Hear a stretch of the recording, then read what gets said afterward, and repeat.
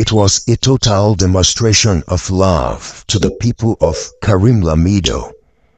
Karim Lamido is located at the interior hills of Taraba State, northeast Nigeria, a terrain that is totally inaccessible by the regular means of transportation, a land cut off from civilization, where some people still walk about naked.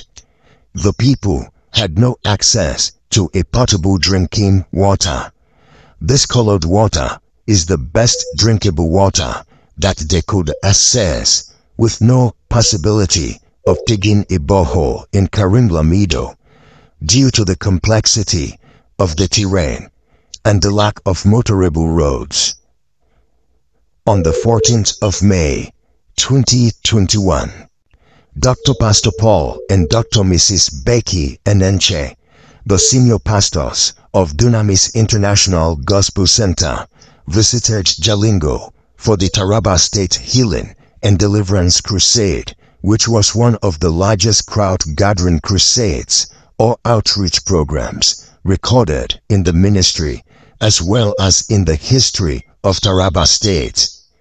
This came at the peak of insurgency and terrorism in the state, which had made large crowd gathering and open-air programs a dangerous path to tread. Dr. Pastor Paul Enenche, a man sent by God to the people of Taraba State, anointed the land and made brutal declarations that the land will be the burial ground of the group of terrorists that plagued the land, followed by instant restoration of peace in the state. These declarations crystallized into testimonies few days after the crusade. Guided by God's love and compassion, God's servant and God's handmaiden, Dr. Pastor Paul and Dr. Mrs. Becky Enenche brought more than the word of God to Karim Lamido. They brought hope and transformation. A missionary was deployed to nurture and teach the people the word of God. God's servant and God's handmaiden released funds for the building of a church in the community.